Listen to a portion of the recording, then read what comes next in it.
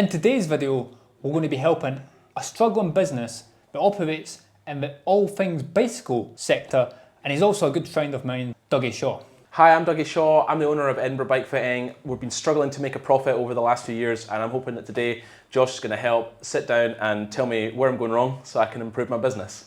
So today we're going to dive deep into Dougie's business. We're going to look at his P&L, we're going to look at the services he offers, we're going to look at the marketing that he's doing, and we're going to see if we can give him some trips and some stuff that he can really take away and start to implement into the business to give him that growth that he deserves. Dougie, so why don't you start by telling us the three main challenges that you've had in the business over the last year or so?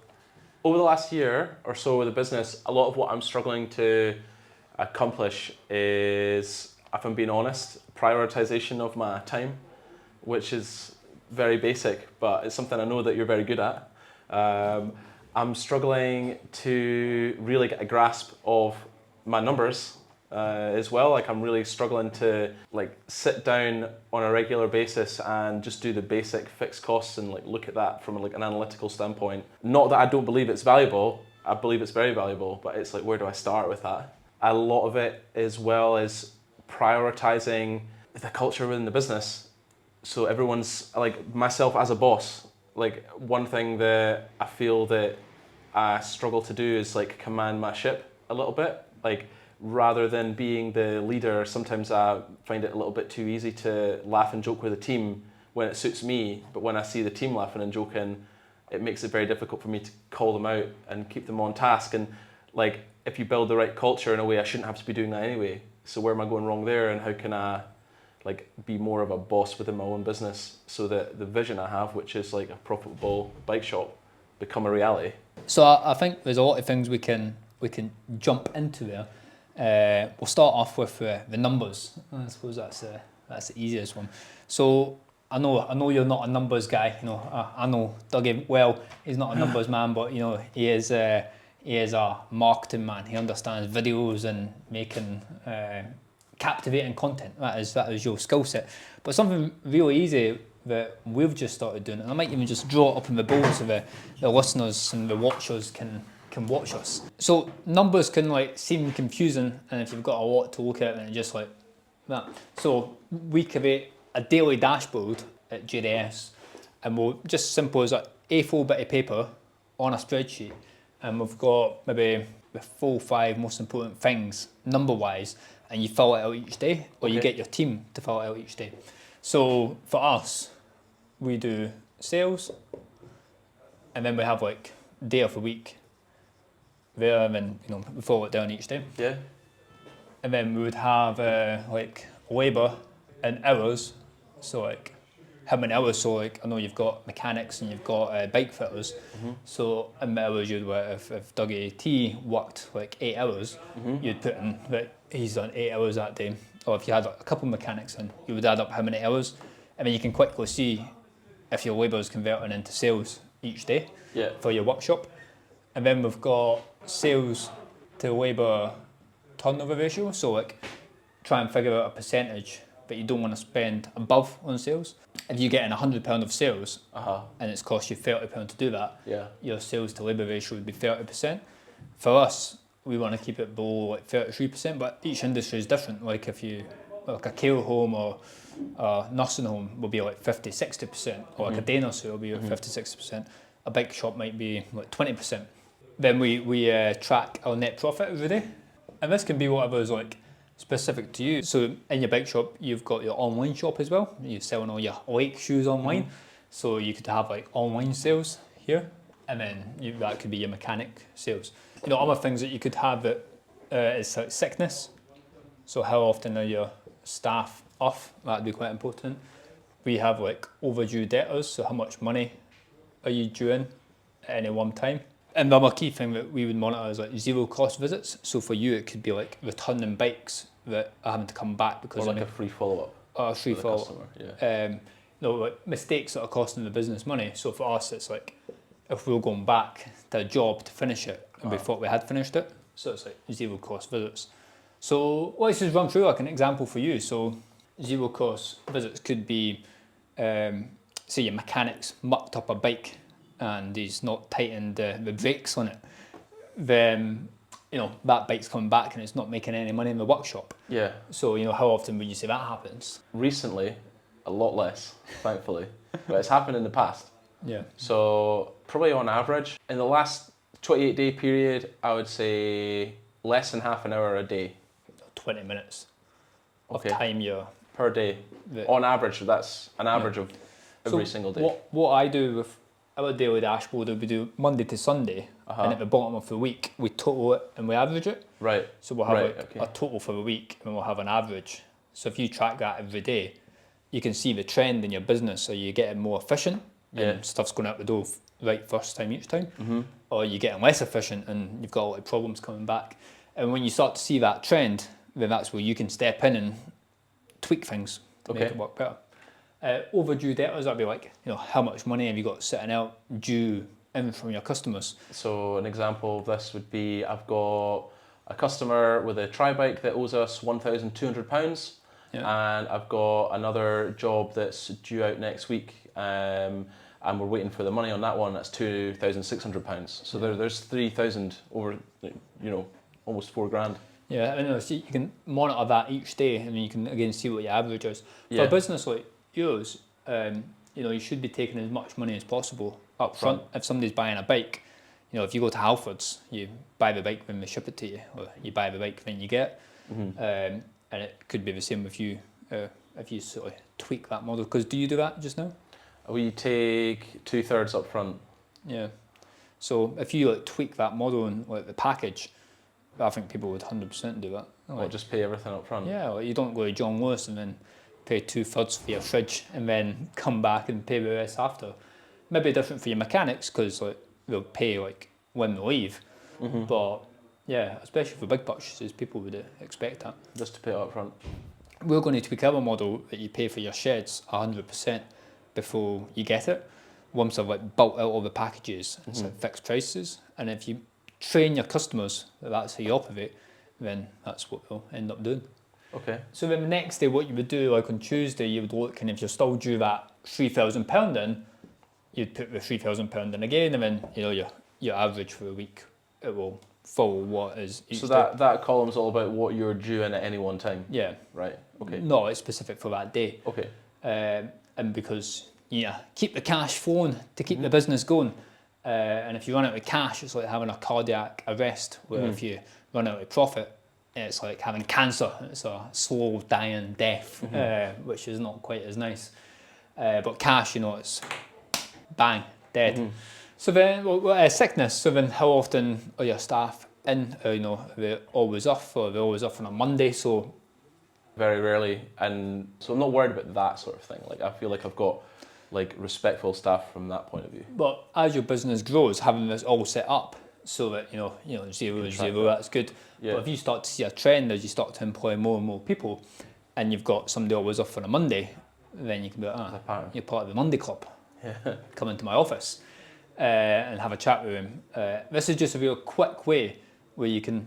It takes I've got my team doing it, and we spend 3 minutes a day filling it out. It's to be quick, so at any one point you can open it up and see where the business is at that moment in time. So then sales, you've got a square reader in the shop. Yeah, so I could just do daily sales is easy. Daily sales. And it's really easy to open it up in Square, but it's that easy that nobody ever does it. So having this dashboard really trains you to go into your Square account and be like, what was the sales yesterday? And you can input that. What was our typical day look like for the shop? It mixes, but I'll give you the average. Or maybe add in at this point about Dougie's Bike Shop, he's got a real mix of different services. He does bike box hire, he does online shoe sales, he does brand new bike sales, he's got mechanics in-house, he does bike fits. So that's a really profitable part of his business. So you could almost niche us down into each different sector, because each customer is going to be worth a wee bit more. And it's a really good opportunity in his business because he can cross-sell to his customers, to cross-sell and upsell to them. So you can see there from his Square account what he does, and he's got that there, but was that in your head before? It wasn't even on my radar. Not even on your radar? It seems quite low, and then that's making me that's not enough. So now you can see each day where exactly your business is, and that took you 5 seconds? Yeah. And it just forces you to do that. Now what you can do is, how many people did you have in the shop on Monday? I had one. So what, 8 8 hour day? hours. Yeah. I'm not including myself at this point because No, I no. don't. Yeah. This is just someone I'm paying. Yeah, and then So- Tuesday. 8. Um, 8. yeah. So, what was he doing on Tuesday and what was he doing on Monday? Why was there such a big difference? Mm-hmm. And then what you can do, you can drill into it. What would be a top margin seller that you would sell? In the workshop would be something like a wax chain, Yeah. or like one of the bigger services what we do with any consumable really from Shimano, So, one of our suppliers. once you start to spot that trend on the days that are really good, you can then incentivize your mechanic to do upsells and cross sells and try and make them sell £5 a week to try and put those numbers up every single day. Yeah, So then here you'd work out your sales to labour ratio, he gets roughly paid. It would be like 160 a day. 160 a day. So if we do 160 divided by 850 times 100, 18. 18%. That's a good rate. And let's just do it for Tuesday. So we do, what do you say, 160 160. divided by 355 times 100, It's not so good. It's 45. 45. And then let's just check out Wednesday. 40. 40%. And that's a much easier number for you to read. It just compares your sales to labour exactly. So you can see here you've had an excellent day. Yeah. But here 45%, if you think of your business as a pie, and that's all the sales that you bring in. If you're spending 45% on wages, it doesn't really leave much else, does it? Because you've still got your rent to pay for, you've still got VAT to pay for, you've still got your taxes, your insurances, your cost of sales, your wages, and of course you want to take a bit more out of the business, before you know it, you've not really got much left. And we don't know all those numbers exactly, but I'm going to guess at 45%, it's probably going to be all gone Aye. afterwards. If you get these numbers right, sales right, and that below 30%, then my stuff will probably just fall into place. So I'm going to put a link in the description below to our daily dashboard, and if you wanna copy and paste our daily dashboard, click the link and just sign up, and I'll send it to you for absolutely free. And Dougie, I'll give it to you free as well. Nice one. So the next thing we're going to talk about, guys, is the 3 KPI rule. And it's something really easy that you can implement into your business, because working out your profit, you have to take in all your sales, your expenses, and if you're not a numbers person, it can get a bit confusing. I love numbers, but some people don't. But this is a hack that if you're not good at numbers, you could easily follow this. So Dougie, the 3 KPI rule we have is like, what are the 3 most important metrics that you can easily track and monitor that will improve the health of your business? So for us, it's your average customer value. So like, how much is each person spending? The average transactional value. So like, each transaction, how much is that typically? Yeah. An average lifetime value. So if a customer is with you for 10 years and they'll normally spend £1,000, that customer's now worth £10,000. Yeah. And once you understand the lifetime value of customers, it just means you can market so much better.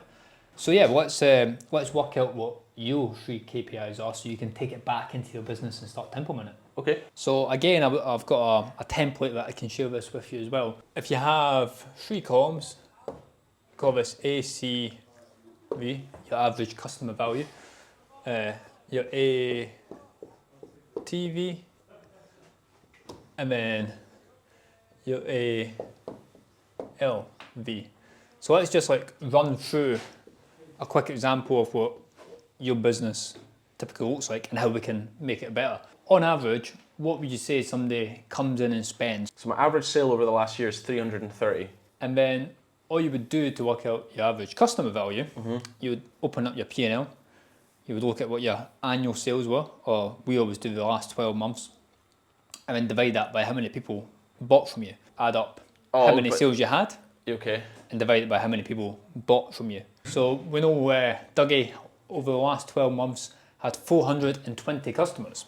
420 customers that came in and gave you the hard-earned money to buy some cool bike stuff. What on total did that Total bring in number of sales? revenue-wise? All right. Okay. Yeah, 222,000. So those 420 people came in and spent a grand total of 222,000. So to get your average customer value, Dougie, you do 222,000 divided by 420, which is £528.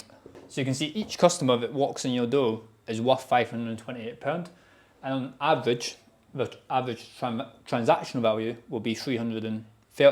We sell a range of services. We sell a range of essentially like B2C services in the cycling industry. So we sell bike fit services, which are slightly higher margin value services, where it's a 2.5 hour appointment with a customer one-on-one, with a technician essentially, where we optimize a position. We have a general workshop where we fix people's bikes. So someone comes in with a broken bike and we fix it. And we do rental services too. We rent out bike boxes. So if you want to take your bike on an airplane and you want it protected in a hard case bike box, then we rent out those boxes as well. We have a retail arm where effectively we sell in-store bricks and mortar. So if you want to come in and buy a set of wheels for your bike, for instance, so we sell that. Yep. And a lot of those transactions are tied to our bike fits, but they're still independent. And then we have an online store as well. Typically, I class it separate to retail because it's got such a different feel operationally to the running something through a till.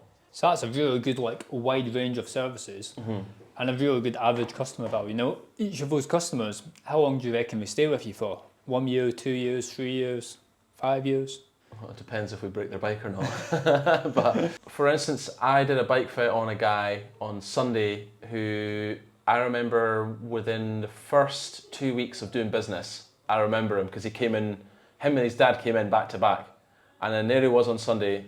He bought £300 pair of shoes, £120 pair of insoles, £325 bike fit. But that's 10 years essentially to answer your question. Yeah. He's lasted 10 years and he's probably going to come back. Understanding the average lifetime value is probably the most important thing, and knowing how many people drop off and leave you, and how many new customers you get each month versus how many churns.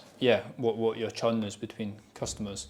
To then understand an exact number of years. Yeah. I know it's going to be 10 years plus because everybody comes back, like McDonald's. Yeah. They can do an advert. Know that over the next 10 years, you're going to keep using McDonald's or Apple. They've got excellent lifetime value.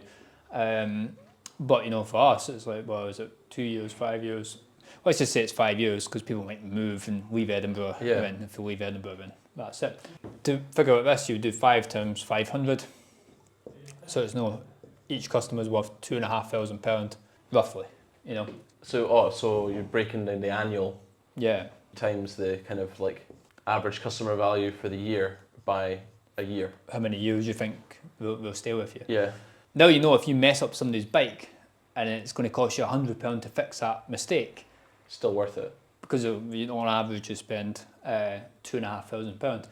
One of the biggest learns you can do, if you increase this, all this falls back into your bottom line of the business. Mm-hmm. So if you can basically increase your average customer value, then all that money then falls back down into your bottom line because you're not spending any more money to get new customers each time. Yeah. And then that increases your average lifetime value, and it's a real easy way for your team to understand it. And if you track that metric and you see it going up, the business is doing well because people are spending more money with you. So average customer value is the key one that you look at. Yeah, and it's really easy to do. You just look at last month's sales divided by how many people you spend served, money with you. Yeah. And then if that's going up each month, then you're onto a winner. Okay. How do you do that? That's the question. So how I would do that in your line of work, you could, because you've got so many different areas you can sell people. You can do them workshop, bike fits, rental bikes, e-commerce, retail. Mm-hmm. You can create some clever marketing funnels, some email campaigns to basically upsell to those people, and train your staffs when they're doing a bike fit that they have to upsell so many bike seats and saddles and pedals and all the cyclists love to spend money, don't they? Just focus completely on customer value each time. Yeah. Yeah. And just be creative with upselling. And if you have that ingrained in the culture of the company, that Yeah. everybody in the business knows that you need to increase average customer value, and they can watch that happen, they'll make it happen. Because nobody likes seeing them going dimly, do they? But it's your job to then share that with them, which you put on your daily dashboard. Yeah, okay. So the daily dashboard we did first. You would add average customer value on that. On that day? Yeah. Well, I wouldn't do it on the day, because you would like summarise it each week or each month. Okay. Or you could do like each week, look at the last 4 weeks combined, is what I would do. Yeah. But you could do the average transactional value each day. Okay. So you could add in like the total number of sales divided by. Total for the day? Yeah. Yeah. That'd be a good thing to do. But if you can up that, then just watch all that money fall back down into your bottom line. Okay, into my pocket. Into your pocket, yeah. So that's numbers, guys. Now we're going to talk about culture. 10 years ago, we had a massive problem in our business. We had a bad apple and it was rotting the whole tree. And I've successfully fixed that problem and planted a new tree.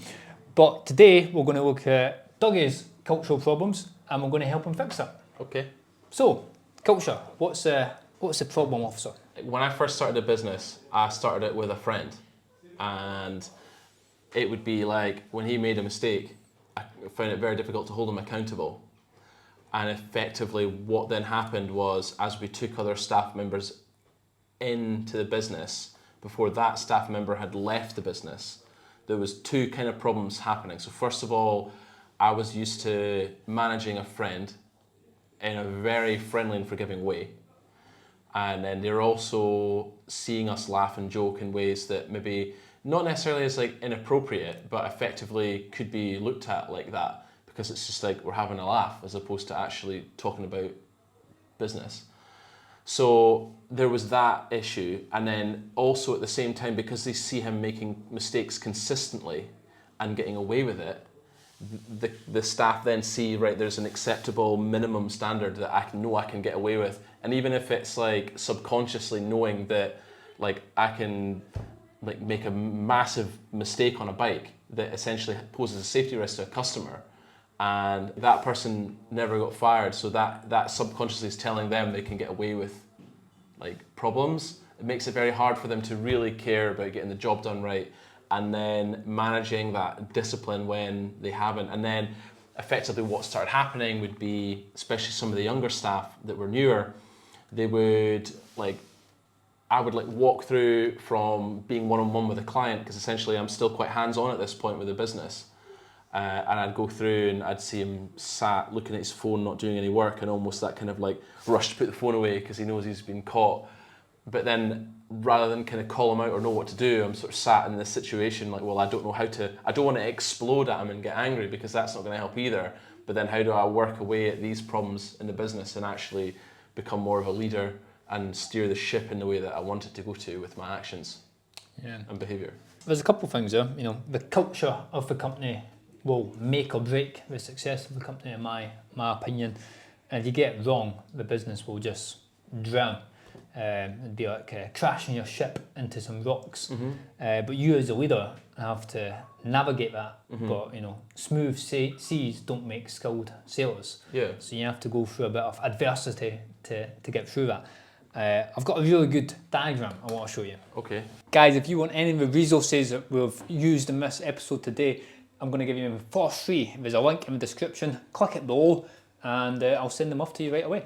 Here's a good thing that you should print out and have a poster of this up in your shop. We've got one next door. I'm going to roll over the screen just now. And these people are what I would call victors in life, you know.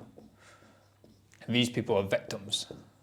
And it's your job to foster a company culture where you've got victors and not victims. Now, how can you spot these people? Victors are the sort of people that say, I'll fix that, no problem, I'll do it. Yeah, we can help you here. Victims are the people like, that's not my department. I don't know, we always do it like that. I don't know when the boss does it like that. If you ever hear that, they're not going to work. You need to get them out as soon as possible. Now, this is all going to be new for you and what you're doing, and you're going to have to constantly talk about this every week, every day, of what are the behaviours that you want your staff to look for. If you want your staff to have good culture, it's your job to have good vision. So do your staff know the 10-year plan for the shop? No. No. So it starts with you. So you have to sculpt that vision. Like every month I talk about the vision for JDS with my staff. Yeah. But after today, you need to think, well, do you know? What do you want the shop to look like in 10 years' time? Yeah, I would say so, yeah. A lot of what I want to try and achieve would be a team of bike fitters that are kind of like the niche service that I do. Underneath me working, I want the fit studio to be blasting 7 days a week, 3 fits a day, a workshop with multiple mechanics doing good work, like a nice community of cyclists around the shop, profitable business, but also an enjoyable place to work, something that is like unique, if you like, and celebrated as the place to go amongst cyclists for high quality bike servicing and answers for like their problems on their bike. Because a lot of people that ride bikes are in discomfort, they don't know the first thing to do in terms of getting the right advice for them, and I feel a lot of opportunity exists in the marketplace to give people good advice from like professional like bike fitters to then help them achieve their goals on their bike. And I want to have the business that delivers that to them. And that's probably the hardest part. But at EBF, got a great community of cyclists around that. I'm part of it. So that's probably the hardest bit. And you've done that. All the other stuff's easy compared to building the community. That is the hardest bit. So, but you now need to communicate that with your staff and present it, package it in such a way that there's a clear vision of why they're turning up to work and what they're trying to do. Mm-hmm.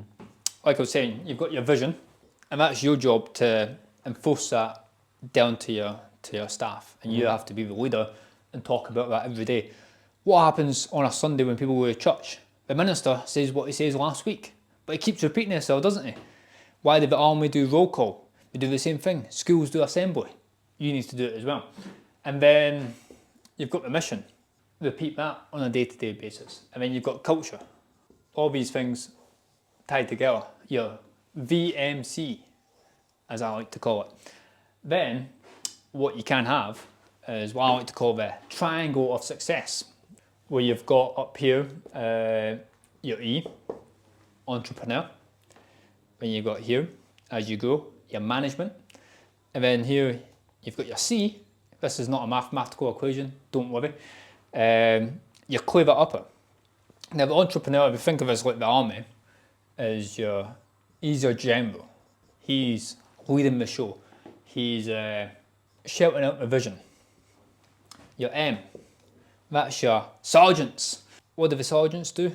They follow the vision set out by the general. Your C, that's your clever upper. That's somebody who's in the detail, sort of what your quartermaster. The person that comes behind, the person, the first aider that just cleans everything up. Somebody who's really detail orientated in the business. That could be an office manager, it could be a PA, that sort of person that just loves the fine details. Get those 3 things right and you've got a successful business. And then as an offshoot onto that, you would have your technicians, the foot soldiers. In your business, it would be like your bike fitters. And they carry out the missions set by the sergeants and follow the vision set by the general. That's what I would call my pyramid of success. Okay. How much of that do you think you're doing just now? Well, I mean, count me as the general visionary. And then if you look at the sergeant, I would say that's my workshop manager, because he's more of like a shop manager. And a lot of the time we're communicating on like what we're trying to achieve. So I'd say I've got that. And then in the past, I've been missing this detail-orientated person. But I feel like I've captured a new member of staff there, that guy Gio. Yeah, he's really detail-orientated. Yeah, so he's been the missing link. And the reason why I was late today is because we were setting up like a brand new POS and like, lovely. And I really think there's going to be a lot of success. It feels like we're actually becoming like a real life business now, which is great. But it's like what we've been acting like up to now has been what's like strangled our business, and what's really held us back is, I've been really aggressive with spending to try and improve things, but because I've not got a clue what's going on, I've spent money on the wrong things, and I've never really sat on a really profitable seam of work for long enough to really let it pay enough dividends to then kind of keep powering the business forward. So we really struggle with cash flow, and then because we're in a cash flow battle, it gets really stressful, and then you kind of lose your vision because all you're really doing is just fighting fires all the time. And now a lot of what I've been trying to do is kind of claw myself out of the gutter a little bit and get to a point where it's like, right, well, you know, really what is the vision? Which I'm clear on now, and I'm slowly getting the team in place.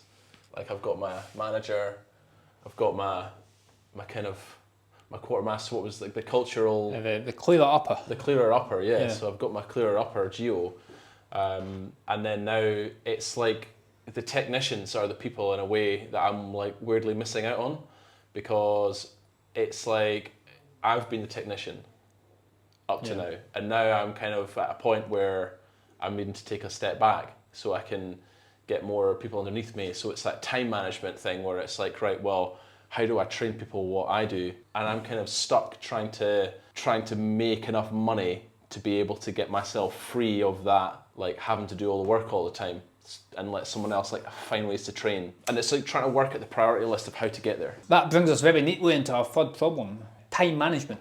But what I think the trap that you're falling into, you know, E plus M equals S. I'm going to call it MC for the clearer upper. Entrepreneur plus management equals success. But I think what you do very good at is, you know, you get all this in place, but then you might run back to doing the technician part of it, and then, you know, you're chopping and changing between leading the company and running the company, doing the company, leading the company, and you're sort of going backwards and forwards whilst you're trying to build it at the same time, which is a common problem, and we'll get there. And, you know, having all this as clarity and figuring out who you need for each position. About 5 years ago, I drew out the company structure of what I wanted to look like in 5 years' time. Yeah. So, like, for you, I don't know if you've done this, in 5 years' time, you would have Douglas here, and you want to be the CEO. Aye, go on then. You don't want to be running the company. You want to be leading the company. And then underneath you, you know, then you would have your senior leadership team. So you'd probably have Gio in it, and he would be like your sort of operations manager. Really is what I see him would be like my dream and job then, for him. You know, he would then be managing all your technicians. So you might have like a workshop manager, which you've already got, and then underneath him you might have 3 mechanics by then. Yeah, and then a bike fit lead. And then you would have, you know, your bike fit department, somebody running that, and then you might have like three bike fitters doing bike fits back to back. Very popular service, especially in Edinburgh. You know, people come over Scotland to come and see you, do they? Yeah. A lot of that is. I mean, our YouTube channel pulls a lot of people in now, so it's just trying to. It's beautiful. You know, the online e-commerce is going to grow massively as well. Who's going to run the e-commerce side of things? Who do you need to run that? Who are these people that you need to fill over the next 5 years? And what do you need to do to become CEO? I would start by writing down what you're doing just now. Is that a repetitive task? Who can I delegate it to? As the business grows, you need to allow your managers to make mistakes. So, you know, these people that you employ aren't going to do what you would do if you was in your position. But you have to let them fall and make their own mistakes, and then coach them back on how to fix it. Because if you start jumping from there to there and lead it, then manage it, it doesn't allow these people to flourish. You need to go away and sharpen your sword to become a better leader. How can you become a better leader? And then send these people away on how can they become a better manager, and put the two together, and then bada bing, bada bosh, show me the dosh. I got good at delegating tasks and then implementing tasks. So, you know, if we flip through this, not bad. I've got a big list. That's all the stuff we need to do for Christmas trees. And as I do it, I get a red pen and then cross it out, and it's satisfying. Yeah. And I just keep doing that until the stuff's crossed out. And once it's all crossed out, it's done. It's kind of as simple as that. It sounds easy to do, but anything that's easy to do is also easy not to do. And I think wealthy people budget their money, but they also budget their time. And the stricter you can be with your time, I think the more you would get done. Do you have like a routine that you follow just now? So wake up usually about 6 and quarter past, depending on how early I've got to bed the night before. Yeah. I'll go to the gym between 7 and maybe 8:15, and then start usually working in the morning. If I'm going to be working in person, as in like if I'm going to be at the shop, I'll go to the gym in the morning, or if I'm going to be working from home, so I'm going to be building out like a new campaign on like ads, or if I'm going to be doing content, or if I'm going to be phoning up leads and trying to get them in the shop, I'll go like wake up at a similar time and go run first and then go straight into work. And then when I finish for the day, usually about 6 or 7, it just depends if I'm going to be if I'm going to plan out content for the next day, or if I've got my tasks I want to do. Like usually in the evening I sit and write out all the things I want to do tomorrow. And then if you were to split your time up in, one column is operating the business and the other column is growing the business, would you say it's like 50-50, 60-40, 90-10? 50-50 at the moment, which is like a real success for me, trying to do that in a profitable way. So right now I kind of feel that I'm living very cheap, which is why I can keep the business going. Like if I needed to make like 50 grand a year or something like that, like I probably wouldn't have a business because I would need to take that money out. So like a lot of it is, as I said, like my issues relate to being able to do that profitably. But I think just like focusing in, as you said, on every day, like how much money did we take in and how many customers did we serve and how can we make that customer more valuable. And then it would just sharpen up the marketing that I'm doing. It's like, right, how do we just get customers in the door? If you have that vision that your team know you're doing, and then you have these daily dashboards, just like watch your business grow, because then they'll get sharper at doing it themselves. Yeah. And what doesn't get measured doesn't get managed. So if you're not talking about all this stuff with your team, you can't do it all. You're doing here, there, and everywhere. But I suppose your goal as an entrepreneur is to get to 90% growing the business and 10% operating it. You want to keep your foot in the door and see what's happening. Yeah. But if you can get up to 90-10, that's like a real winner. So guys, thank you for watching this video today. If you do need any consultancy yourself, there's a link in the description below where I offer one-to-one consultancy. And all the resources, like I say, I'll put in another link below where you can access it for free. And you can also access my weekly newsletter for free as well. And thank you, Dougie, for coming today. It's been a great video. And guys, there's another video appearing on your screen right now. If you could watch that, if you've enjoyed this content and found it useful. See you next week.